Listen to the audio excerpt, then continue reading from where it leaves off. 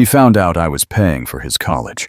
My name is Earl Johnson, and at 69 years old, I never expected to learn that my own grandson was embarrassed by me. When 18-year-old Jason started hiding me from his friends and calling me his weird grandpa, he had no idea who was actually paying for his expensive Harvard education. What happened when he found out the truth taught him the most valuable lesson of his privileged life. Before I tell you how a spoiled teenager learned to respect his elders the hard way, let me know where you're watching from in the comments below. And if you've ever been disrespected by younger family members who took your generosity for granted, hit that like button, because this story will remind you that respect must be earned, not demanded. Let me take you back to where this whole mess started, in my modest apartment in Cambridge, Massachusetts. I've lived simply my entire life. After my wife Margaret passed away 5 years ago, I moved from our family home in suburban Boston to a small 2-bedroom apartment near Harvard Square. The place isn't fancy, brown carpet from the 1980s. Furniture I've had for decades, and walls covered with family photos that most people would call outdated. But what Jason and most people didn't know was that appearances can be deceiving. Very deceiving. I built my wealth quietly over 40 years as an engineer at a tech company that went public in the 1990s. My stock options, combined with careful investments and the life insurance payout after Margaret's death, left me with a portfolio worth just over $8 million. I never flaunted it, never bought expensive cars or designer clothes. Margaret and I had lived through the Depression as children, and we never forgot the value of a dollar. Jason is my daughter Lisa's son. Lisa married a successful lawyer, and they live in an upscale neighborhood outside Boston. They're comfortable, but not wealthy enough to afford Harvard's $80,000 annual tuition without help. When Jason got accepted 2 years ago, Lisa came to me in tears. "Dad, we just can't swing it," she said, sitting at my small kitchen table. "Between the mortgage and David's student loans from law school, we're stretched thin. Jason will have to go to state school instead." I couldn't bear the thought of my grandson missing out on his dream education because of money. "Don't worry about it," I told her. "I'll handle the tuition." Lisa was shocked. "Dad, that's incredibly generous, but it's so expensive. Are you sure you can afford it?" I assured her I could manage it, and we agreed to keep the arrangement private. Jason would think his parents were paying, and I'd transfer the money to Lisa each semester. I didn't want the boy feeling obligated to me or changing how he acted around me. Looking back now, that was my first mistake. For the first year and a half, everything seemed fine. Jason would visit occasionally, usually when Lisa dragged him along for Sunday dinners. He was polite enough, if a bit distant. I chalked it up to typical teenage behavior and the natural gap between generations. But things started to change this past fall, when Jason began his sophomore year. He became increasingly uncomfortable when I'd show up to family gatherings. During Thanksgiving dinner, I noticed him texting constantly and looking embarrassed whenever I told stories about his childhood or asked about his classes. The first real sign of trouble came in December. Lisa had invited me to Jason's end-of-semester presentation, where students showcased their research projects to families. I was excited to see what he'd been working on, and proud that my grandson was excelling at such a prestigious university. I arrived at the Harvard lecture hall wearing my best clothes, a navy suit I'd bought for Margaret's funeral and polished dress shoes. Nothing fancy, but clean and appropriate. As I walked in, I spotted Jason near the front with a group of his classmates and their families. The difference was immediately obvious. The other parents were dressed in designer suits, expensive watches glinting on their wrists, designer handbags casually placed on chairs. The mothers wore jewelry that probably cost more than most people's cars. These were clearly wealthy families, the kind who belonged at Harvard. I made my way over to Jason, smiling warmly. "There's my grandson. Ready for your big presentation?" Jason's face went red. He glanced nervously at his friends, then back at me. "Oh, hi, Grandpa. I didn't know you were coming." "Wouldn't miss it for the world," I said, patting his shoulder. One of his classmates, a well-dressed young man, extended his hand. "I'm Bradley. You must be Jason's grandfather." "Earl Johnson," I replied, shaking his hand. Very proud of this young man. As we chatted, I noticed Jason growing increasingly fidgety.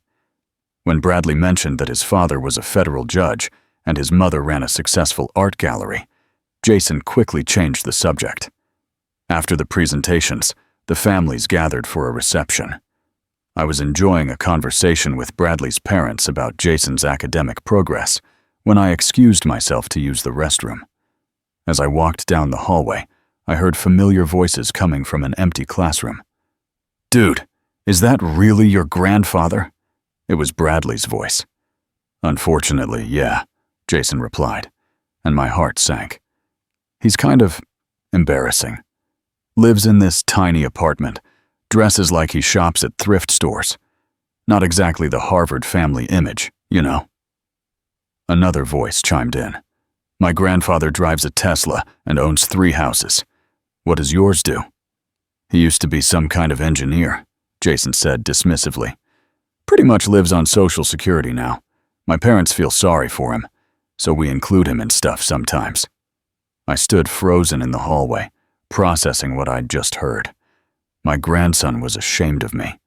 Worse, he was lying about our family's financial situation to impress his friends. "That's rough, man," Bradley said.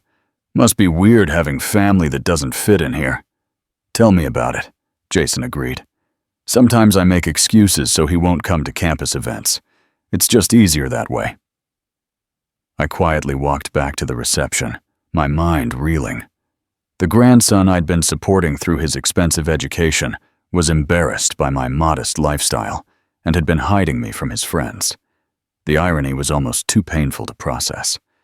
That night, I called Lisa and asked her to come over the next morning. I needed to have a serious conversation about Jason's behavior and attitude. "Dad, what's wrong?" she asked when she arrived, immediately noticing my grim expression. I told her everything I'd overheard at the reception. Lisa's face went through a range of emotions: shock, embarrassment, and finally, anger. "I can't believe he said those things," she said, sinking into my old recliner. "David and I raised him better than that." "Did you?" I asked gently. "Because it sounds like he's learned to value people based on their wealth and status. Where do you think he got that idea?" Lisa was quiet for a long moment. "We've always wanted him to have opportunities we didn't have. Maybe we emphasize the importance of success a little too much." "Success is important," I agreed, "but not at the expense of character and gratitude." We talked for over an hour about Jason's behavior and what to do about it. Finally, I made a decision that would change everything. "I'm going to stop paying his tuition," I announced. Lisa's eyes widened. "Dad, you can't be serious. He's got 3 more years left. This would ruin his future." "His future will be just fine," I said firmly. "But his character won't be if he continues thinking he can disrespect people who care about him. It's time Jason learned where his opportunities are really coming from." "But how will we explain it? We can't afford Harvard without your help." I smiled for the first time since the reception. "We're going to tell him the truth. All of it." The next week, Lisa arranged a family dinner at her house. Jason arrived in his typical college student uniform: expensive jeans, designer sneakers, and a Harvard sweatshirt that probably cost more than my monthly grocery budget. He seemed surprised to see me there. "Hey, Grandpa," he said with forced cheerfulness. "How's it going?" "I'm doing well, Jason. How are your classes?" "Great. Really challenging, but I'm loving it. Harvard's everything I hoped it would be." After dinner, Lisa cleared her throat. "Jason, your grandfather and I need to talk to you about something important." Jason glanced between us nervously. "Is everything okay?" "That depends on your definition of okay," I said. "Son, I was at your presentation last week." "Yeah, I saw you there. Thanks for coming." "I also heard your conversation with your friends afterward." The color drained from Jason's face. He knew exactly what I was talking about. "Grandpa, I can explain." "No need to explain," I interrupted. "You were very clear about how you feel about me. Embarrassing. Thrift store clothes, living on Social Security. Did I get that right? Jason stared at his hands, unable to meet my eyes. I didn't mean it the way it sounded. How did you mean it then? I asked calmly. When he didn't answer, Lisa spoke up. Jason, there's something you need to know about your education. What about it? Your father and I aren't paying for Harvard, she said quietly. We never have been. Jason's head snapped up. What do you mean? Your grandfather has been paying your entire tuition for the past 2 years. Every semester, every fee, every expense. That's over $160,000 so far. I watched as the information slowly sank in. Jason's mouth opened and closed like a fish out of water. But I thought Dad's law practice covers our mortgage and regular expenses, Lisa continued. Harvard costs more than your father makes in a year. Without your grandfather's generosity, you'd be at community college right now. Jason finally looked at me, his face a mixture of shock and growing horror as he realized the magnitude of his mistake. Grandpa, I had no idea. Why didn't anyone tell me?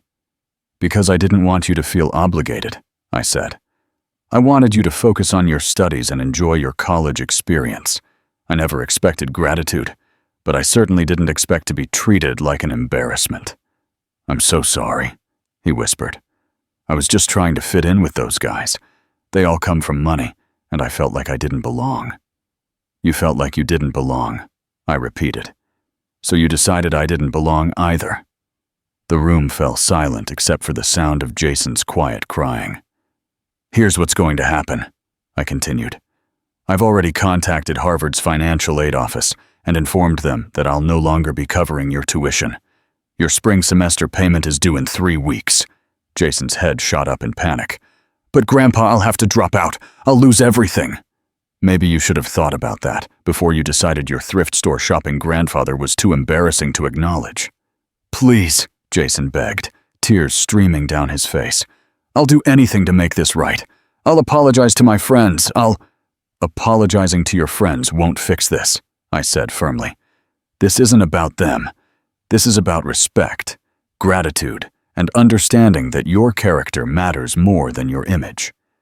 Lisa had been quiet during this exchange, but now she spoke up. Dad, isn't there some way Jason can earn back your trust?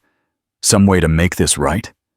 I pretended to consider this, though I'd already decided what I wanted to see from my grandson.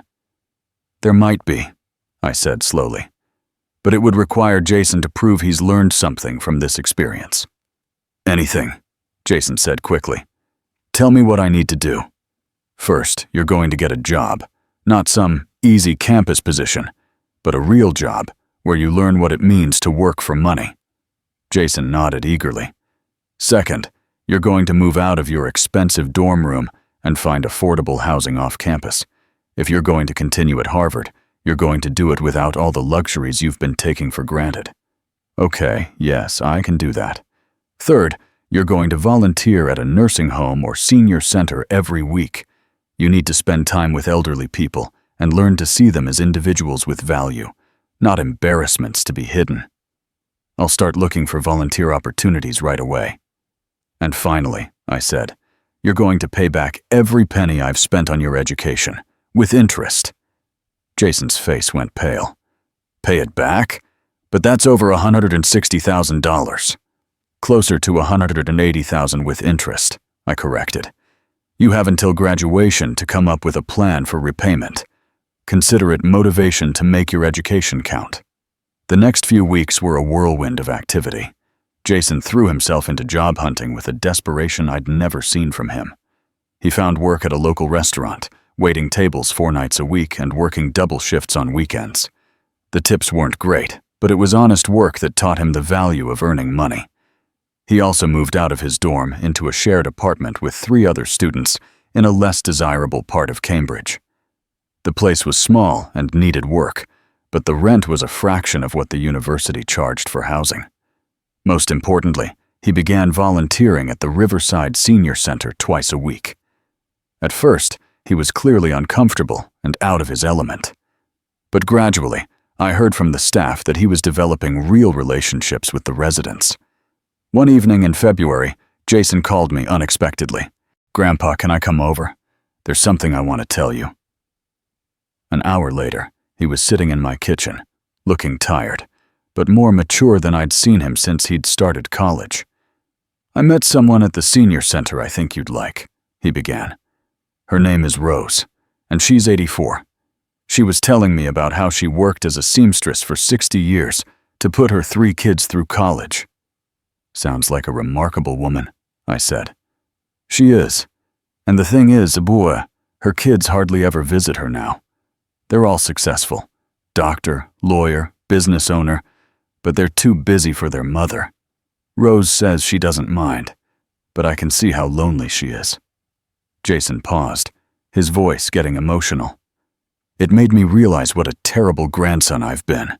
Here you were, supporting my dreams and asking for nothing in return, and I was treating you like you were worthless because you didn't drive a fancy car or wear expensive clothes. "And what did you learn from that realization?" I asked. "That the most valuable things can't be bought," he said simply. "Rose has more wisdom and kindness in her little finger than most of those rich families at Harvard have in their entire bodies. And you've been showing me love and generosity my whole life, but I was too shallow to see it." We talked for hours that night. Jason told me about his struggles with the job, his cramped living situation, and how different his perspective had become. He also shared stories about the seniors he'd been working with and what they'd taught him about resilience and gratitude. "I want to earn back your trust," he said finally. "Not just so you'll pay for school again, but because I want to be the kind of person who deserves your respect." "You're already becoming that person," I told him honestly. Over the next month, Jason continued working and volunteering while maintaining his grades. He'd lost weight from the physical demands of restaurant work, and his expensive clothes had been replaced with practical second-hand finds. But there was something different about him, a confidence that came from earning his own way rather than coasting on privilege. In March, he made an announcement that surprised everyone. "I've been thinking about my major," he told the family during Sunday dinner. "I want to switch from business to social work." Lisa nearly choked on her water. "Social work? Jason, you could make so much more money in business." "Maybe," Jason said. "But money isn't everything. I want to do work that matters, that helps people who don't have the advantages I've had." I felt prouder of him in that moment than I had when he'd been accepted to Harvard. That same week, Jason came to me with a proposal. "Grandpa, I've been thinking about the debt I owe you. I know I can't pay back $180,000 right away, but I have an idea." "I'm listening."